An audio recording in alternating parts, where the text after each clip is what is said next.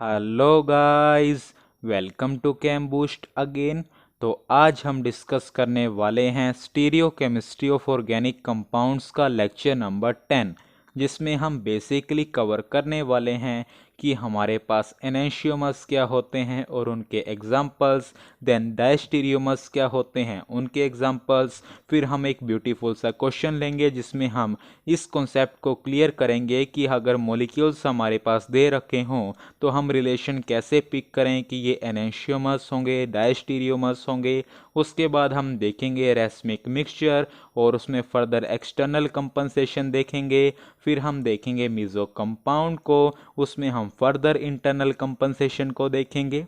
मैं आपको highly recommend करता हूं कि आप इस सीरीज़ के पहले वाले लेक्चर्स को ज़रूर देखें। उनका लिंक मैं आई टैब पर भी दे देता हूं और प्लेलिस्ट सेक्शन में भी देख सकते हैं। तो चलिए, बहुत ही मज़ेदार लेक्चर होने जा रहा है। तो चलिए लेक्चर को बिना टाइम वेस्ट किए स्टार्ट करते हैं। तो चलिए डियर स्टूडेंट्स, अब हम अंडरस्टैंड करेंगे एनेंशियोमेरिज्म के कॉन्सेप्ट को।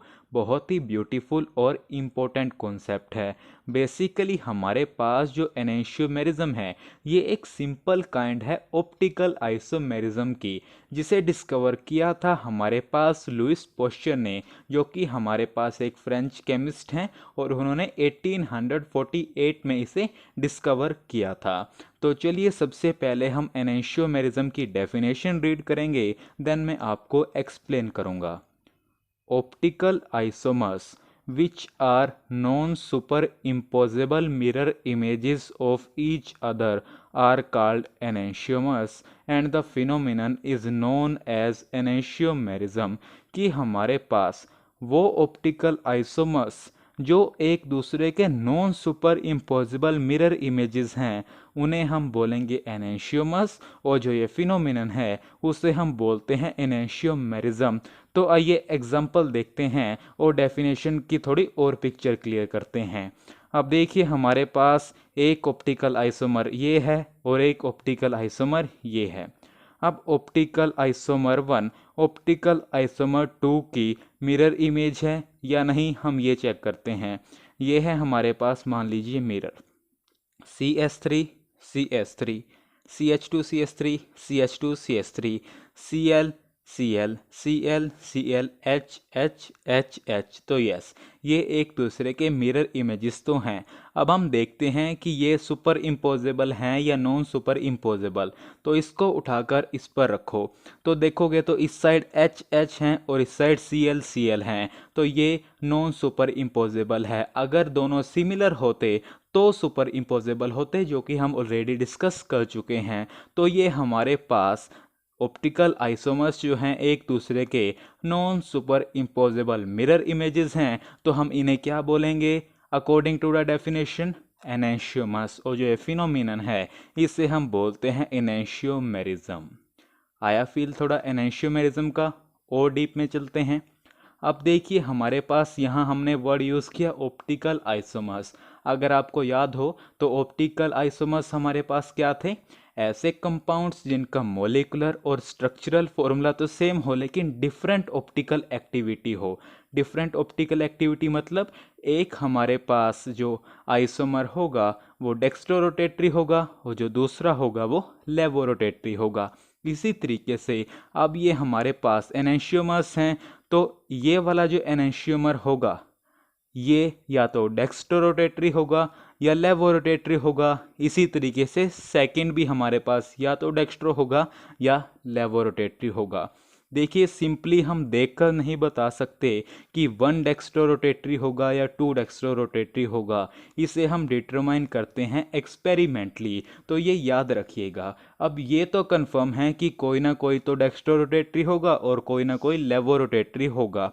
अब मान लीजिए ये वाला एनेंशियोमर प्लेन पोलराइज लाइट को रोटेट कर रहा है राइट में, या हम बोलें क्लॉकवाइज डायरेक्शन में। तो ये वाला जो आइसोमर हमारे पास, या मोर स्पेसिफिकली बोलें ये वाला एनेंशियोमर हमारे पास क्या हो जाएगा? Dextrorotatory. और कैसे रिप्रेजेंट करते हैं हम इसे? या तो स्मॉल डी से या प्लस साइन से।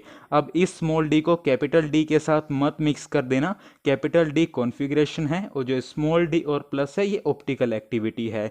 इसी तरीके से मान लीजिए सेकंड एनेंशियोमर है, ये अगर प्लेन पोलराइज लाइट को रोटेट करेगा लेफ्ट में या एंटी क्लॉकवाइज डायरेक्शन में, तो ये क्या होगा, लेबोरोटेटरी होगा और इसे हम रिप्रेजेंट करेंगे स्मॉल एल या माइनस साइन से।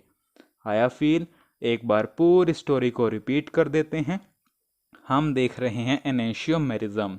सबसे पहले हमने उसकी डेफिनेशन को देखा, यानी ऐसे ऑप्टिकल आइसोमर्स जो एक दूसरे के non super impossible mirror images हों, उन्हें हम बोलते हैं एनेंशियोमर्स, और जो फिनोमिना है उसे हम बोलते हैं एनेंशियोमेरिज्म।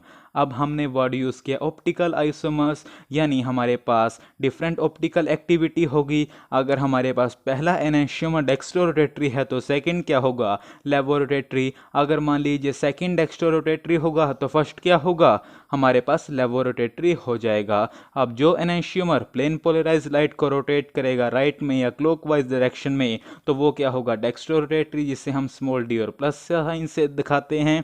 अगर हमारे पास कोई एनेंशियोमर प्लेन पोलराइज लाइट को रोटेट करेगा लेफ्ट में या एंटी क्लॉकवाइज डायरेक्शन में, तो वो लेबोरोटेटरी होगा, जिसे हम रिप्रेजेंट करते हैं स्मॉल एल और माइनस से। तो आप इसे नोट कर लीजिए, फिर हम देखते हैं एनेंशियोमर्स की प्रॉपर्टीज़ को।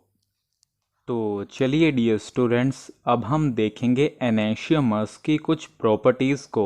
यहाँ से भी काफ़ी इम्पोर्टेंट सेगमेंट कवर होता है। तो चलिए पहली प्रॉपर्टी को देखते हैं, फिर अंडरस्टैंड करते हैं।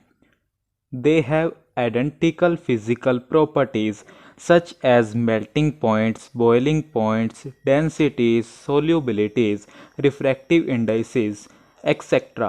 They differ only in the direction of rotation of the plane polarized light. One rotates the plane of polarized light towards right and the other towards left, but to the same extent. क्या कहना चाह रहा है कि हमारे पास जो enantiomers हैं उनकी आइडेंटिकल फिजिकल प्रॉपर्टीज़ होती हैं। फिजिकल प्रॉपर्टीज जैसे मेल्टिंग पॉइंट्स हो गए, बॉइलिंग पॉइंट्स हो गए, डेंसिटीज़ हो गई, सोल्यूबिलिटीज़ हो गई, रिफ्रैक्टिव इंडाइसिस हो गई एंड एक्सेट्रा। जो एनेंशियोमर डिफ़र करते हैं एक दूसरे से, वो कहाँ डिफ़र करते हैं, वो डिफ़र करते हैं डायरेक्शन ऑफ रोटेशन में, कि एक एनेंशियोमर रोटेट करता है प्लेन पोलराइज लाइट को लेफ्ट में और एक रोटेट करता है प्लेन पोलराइज लाइट को राइट में, यानी एक डेक्स्ट्रोरोटेटरी है और दूसरा लेबोरोटेटरी। ये बात तो मैं ऑलरेडी आपको पिछले सेगमेंट में बता चुका हूँ और यहाँ भी वो कवर हो गई। आई थिंक पहला पॉइंट क्लियर हो गया होगा कि एनेंशियोमर्स की फिजिकल प्रॉपर्टीज़ आइडेंटिकल है।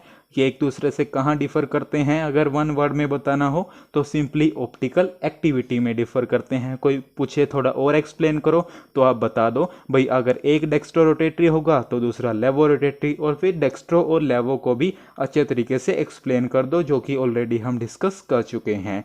तो चलिए अब हम चलते हैं सेकेंड प्रॉपर्टी की तरफ। Enantiomers have identical chemical properties except towards optical active reagents. कि हमारे पास जो एनेंशियोमर्स हैं उनकी केमिकल प्रॉपर्टीज़ तो आइडेंटिकल हैं, लेकिन हमारे पास उनकी जो रिएक्टिविटी है टुवार्ड्स ऑप्टिकली एक्टिव रीएजेंट्स वो डिफरेंट है। आप यहाँ पर रिएक्टिविटी भी डाल दो, यहाँ पर रिएक्टिविटी नहीं लिखा, एक्सेप्ट टुवार्ड रिएक्टिविटी। कि हमारे पास जो एनेंशियोमर्स हैं, जब हम उनकी केमिकल रिएक्शन करवाते हैं किसी ऑप्टिकली इनएक्टिव रीएजेंट्स के साथ, जैसे HBr हो गया, H2SO4 हो गया, तो जो केमिकल रिएक्शंस हैं वो सेम रेट पर होती हैं। ऑन द अदर हैंड हमारे पास जो एनेंशियोमर्स को हम ऑप्टिकली एक्टिव रीएजेंट्स के साथ केमिकल रिएक्शन करवाते हैं तो हमारे पास वो डिफरेंट रेट्स पर होती हैं।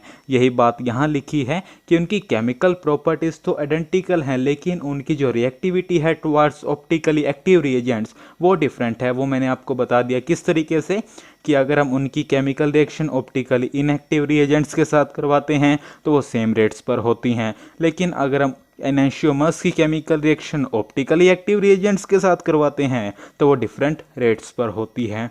हो गया होगा क्लियर सेकंड पॉइंट भी। थर्ड प्रॉपर्टी की तरफ चलते हैं। Enantiomers have different biological properties. देखिए डियर, हमारे पास जो डी प्लस ग्लूकोज है वो हम डेली लाइफ में अपने बॉडी में लेते हैं in the form of carbohydrates, और फिर वो मेटाबोलाइज्ड हो जाते हैं हमारे बॉडी में कार्बन डाइऑक्साइड और वाटर की फॉर्म में, और साथ में हमें एनर्जी देते हैं जो कि हम डेली लाइफ में यूज़ करते हैं। जैसे अब मैंने ये मार्कर उठाया हुआ है तो एनर्जी लगाई है, और ये एनर्जी कहाँ से आई है, वो कुछ इस तरीके से ही आई है। लेकिन अगर आप एल ग्लूकोज को ले लो तो वो मेटाबोलाइज्ड ही नहीं होता, अगर आप अपने अंदर ले लें तो वो यूरिन के साथ एज इट इज़ निकल जाता है। तो ये इसकी बायोलॉजिकल प्रॉपर्टीज़ है। तो आपको ये पता होना चाहिए, जनरल नॉलेज के लिए भी है, कि डी ग्लूकोज लेते हैं या एल ग्लूकोज तो आप बोलेंगे डी ग्लूकोज। इसे कैसे एक्सप्लेन करेंगे कि डी तो कॉन्फ़िगरेशन है जी हमारे पास, और प्लस ऑप्टिकल एक्टिविटी। मैं ऑलरेडी आपको सारे बेसिक फंडे बता चुका हूँ, बस आप ध्यान से नोट कर लीजिए, इसे समझ लीजिए। फिर हम चलते हैं लेक्चर के नेक्स्ट सेगमेंट की तरफ। तो चलिए डियर स्टूडेंट्स, अब हम अंडरस्टैंड करेंगे डायस्टीरियोमर्स के कॉन्सेप्ट को। अभी अभी हमने देखा कि अगर हमारे पास ऑप्टिकल आइसोमर्स एक दूसरे के non superimposable mirror images हों तो हम उन्हें बोलते हैं एनेंशियोमर। अब अगर मान लीजिए केस हमारे पास कुछ इस तरीके से आ जाएं कि वो जो स्टीरियो आइसोमर्स हैं वो नॉन सुपर इम्पोजेबल भी है और एक दूसरे के नॉन मिरर इमेजेस हैं, तो हम उनके लिए वर्ड यूज़ करेंगे कि वो एक दूसरे के डायस्टीरियोमर्स हैं। और यही बात हमने यहाँ पर लिखी है, the stereoisomers which are non superimposable and non mirror images to each other are called diastereomers. Example देखिए, कोई डाउट नहीं रह जाने वाला। देखिए हमने एक स्टीरियो आइसोमर ये लिया और एक स्टीरियो आइसोमर ये लिया। पहले चेक करो कि क्या ये एक दूसरे के मिरर इमेज हैं। CH3 CH3 CH2 CH3 CH2 CH3 Cl Cl ClH, यहाँ गड़बड़ हो गई। अगर मान लो यहाँ Cl होता और यहाँ H होता तो एक दूसरे के मिरर इमेजेस होते। अब यहाँ Cl है, यहाँ H है, तो ये एक दूसरे के नॉन मिरर इमेजेस हो गए। अब चेक करो क्या ये सुपर इम्पोजिबल है। इसको उठाकर यहाँ पर रखो, यहाँ पर HCl है तो नहीं हो सकता। HH होता तो बात अलग होती, तो हम बोलते कि सुपर इम्पोजिबल है। तो अब ये सुपर इम्पोजिबल भी नहीं है, यानी नॉन सुपर इम्पोजिबल है। तो हम इनके लिए क्या वर्ड यूज़ करेंगे डियर, डायस्टीरियोमर्स। और यही बात तो हमने लिखी है, the stereomers which are non superimposable and nor mirror images of each other are called diastereomers। Definition clear हुई, डिफरेंस भी आपको साथ साथ क्लियर कर रहा हूं मैं एनेंशियोमर्स एंड डायस्टीरियोमर्स में। उसके बाद नोट बनाकर लिखें। अक्सर मल्टीपल चॉइस में हमारे पास ये चीज़ें काफ़ी यूज़फुल रहती हैं। पहला कि हमारे पास जो सभी ज्योमेट्रिकल आइसोमर्स हैं वो डायस्टीरियोमर्स होते हैं।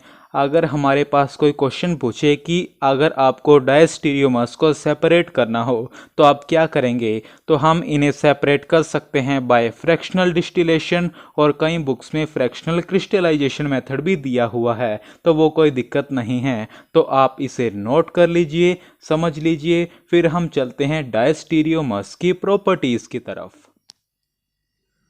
तो चलिए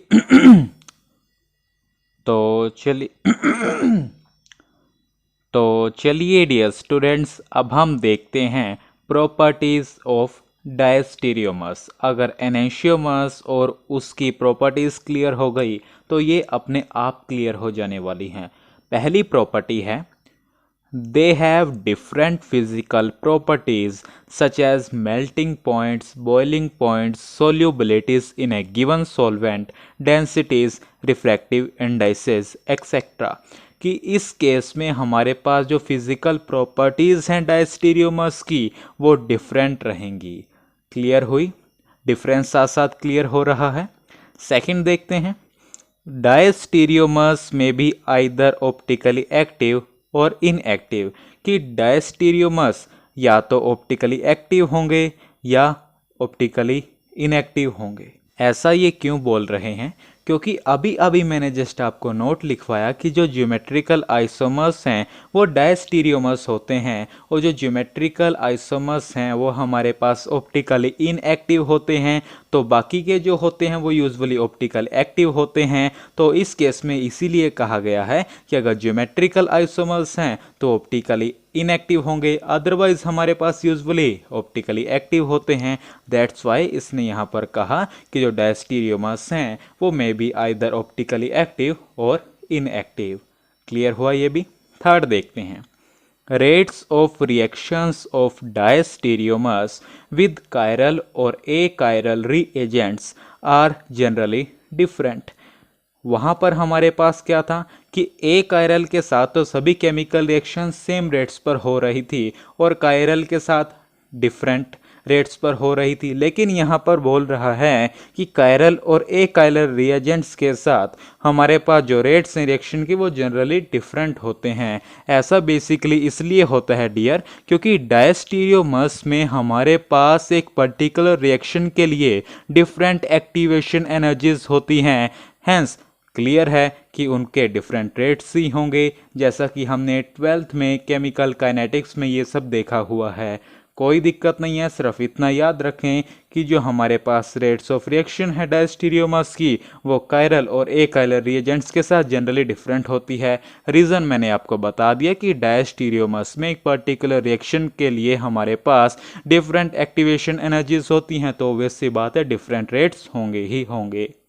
तो आप इन प्रॉपर्टीज़ को नोट कर लीजिए। फिर मैं आपको क्वेश्चन देता हूं जिसमें आपको रिलेशन पिक करना है कि ये एक दूसरे के एनेंशियोमर्स होंगे, डायस्टीरियोमर्स होंगे, और बिल्कुल क्लियर हो जाएगा एनेंशियोमर डायस्टीरियोमर का कॉन्सेप्ट। तो चलिए पहले आप इसे नोट कर लें। तो चलिए डियर स्टूडेंट्स, आपके सामने मैंने क्वेश्चन लिख दिया है। आपको रिलेशन बताना है फॉलोइंग मॉलिक्यूल्स में, पहले और दूसरे में, पहले और तीसरे में, दूसरे और तीसरे में आपको रिलेशन बताना है कि ये एनेंशियोमर्स हैं, डायस्टीरियोमर्स हैं।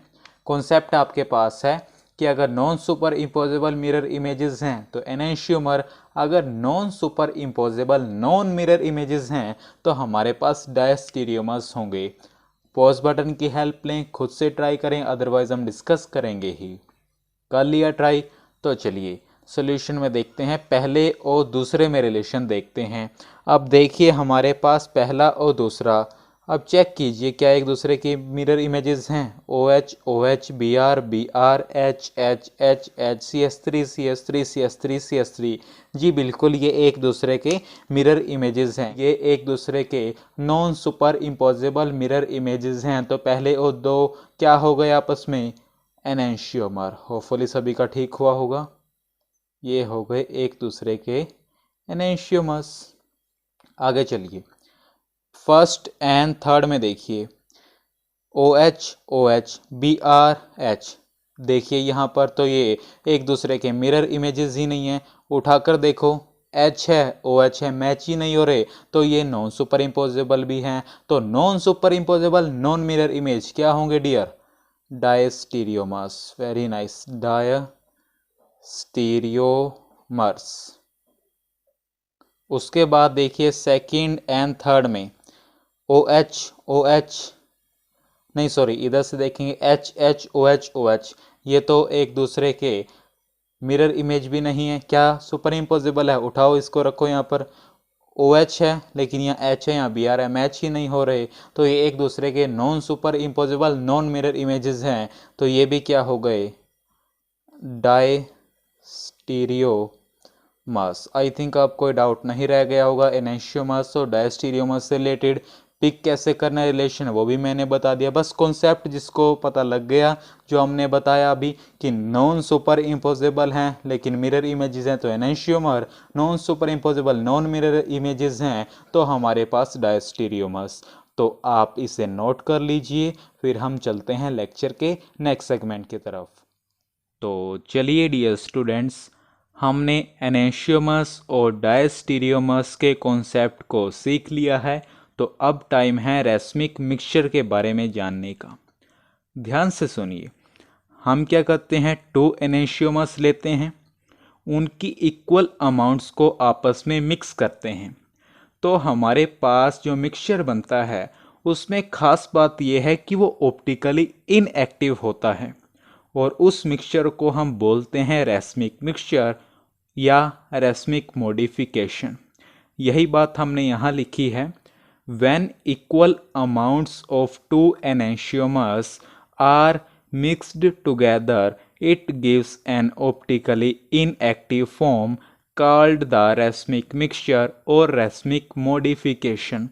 एग्जाम्पल की बात करें, अब देखिए हम 50% लेते हैं डेक्स्ट्रोरोटेटरी लैक्टिक एसिड का और 50% लेते हैं लेवोरोटेटरी लैक्टिक एसिड का।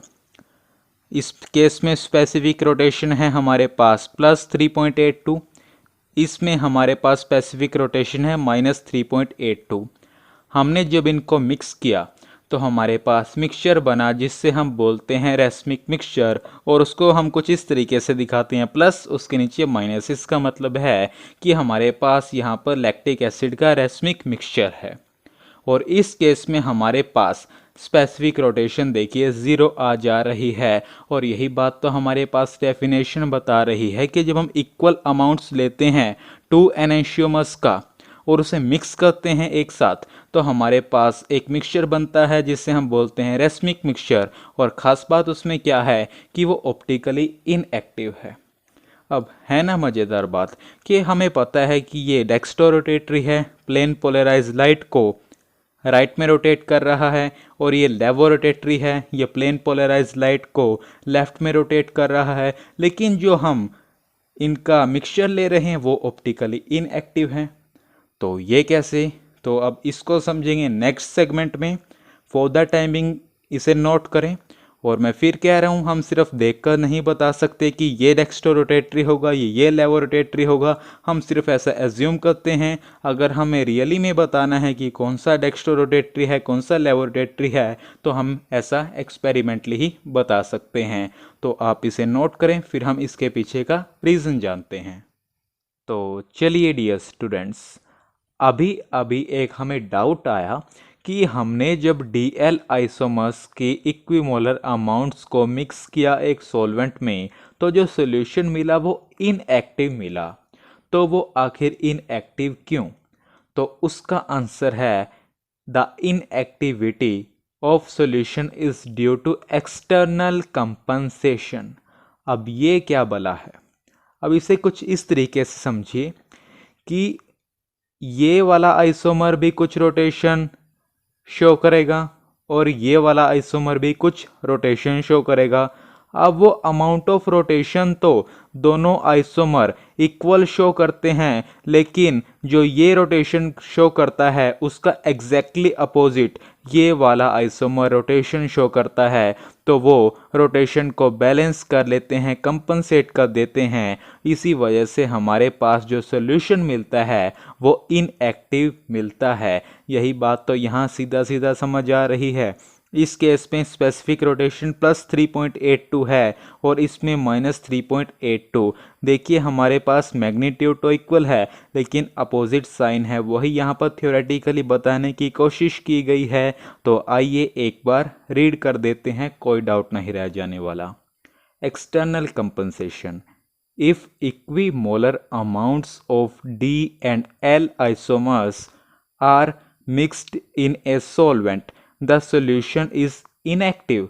The rotation of each isomer is balanced or compensated by the equal but opposite rotation of the other। ये वाली अंडरलाइन कर लीजिए। This is the origin of optical inactivity means due to external compensation। यहाँ पर capital L और capital D क्या बता रहे हैं कॉन्फ़िगरेशन की? यहाँ पर OH राइट पर है तो कैपिटल D, यहाँ पर OH लेफ्ट पर है तो कैपिटल L, और स्मॉल d और स्मॉल l यहाँ पर ऑप्टिकल एक्टिविटी को बता रहे हैं। ऑलरेडी ये सब बता चुका हूँ, काफ़ी बेसिक चीज़ें हैं, ज़्यादातर स्टूडेंट्स इसमें कंफ्यूज रहते हैं लेकिन आपको नहीं रहना है। उसके बाद नोट लगाएं कि हमारे पास जब एनेंशियोमर को हम कन्वर्ट करते हैं रेसमिक मिक्सचर में तो इस प्रोसेस को हम बोलते हैं रेसमाइजेशन।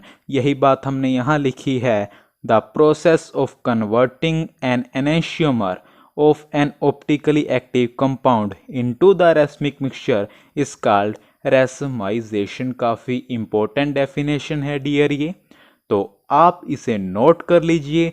फिर हम चलते हैं लेक्चर के नेक्स्ट सेगमेंट की तरफ। तो चलिए डियर स्टूडेंट्स, अब हम देखते हैं मेसो कंपाउंड के कॉन्सेप्ट को।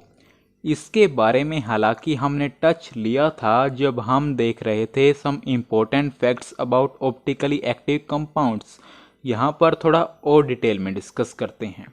अब जो मेसो कंपाउंड है, कायरल कार्बन एटम्स के प्रेजेंस के बावजूद भी वो ऑप्टिकली इनएक्टिव होता है। क्वेश्चन अराइज होता है ऐसा क्यों? तो ऐसा होता है इंटरनल कंपनसेशन की वजह से। क्या होता है इंटरनल कंपनसेशन? यहाँ समझिए। अब देखिए, मैंने ये प्लेन पास किया, तो जो अपर हाफ है इस पूरे मॉलिक्यूल का, वो लोअर हाफ का मिरर इमेज है कि नहीं, आप देख सकते हैं।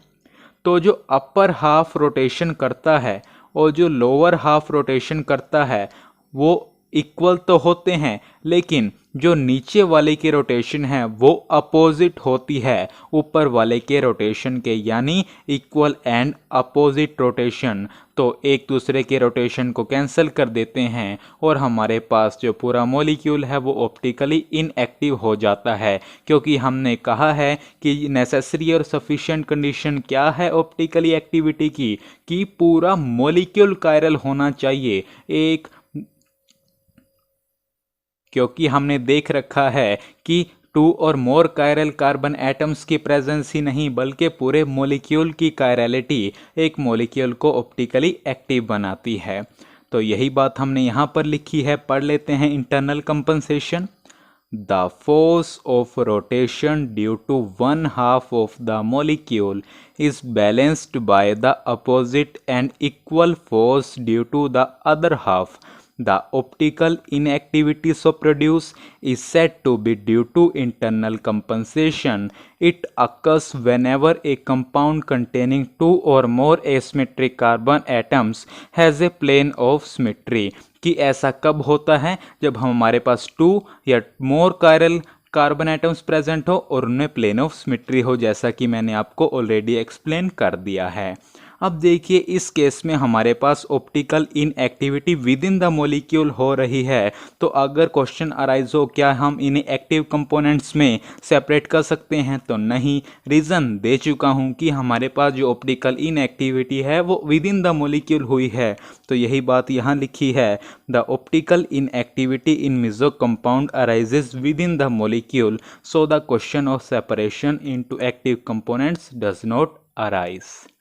तो it is all about today. Hopefully आपने लेक्चर को फील किया होगा, इंजॉय किया होगा। तो चलिए, till next video, keep learning, keep growing.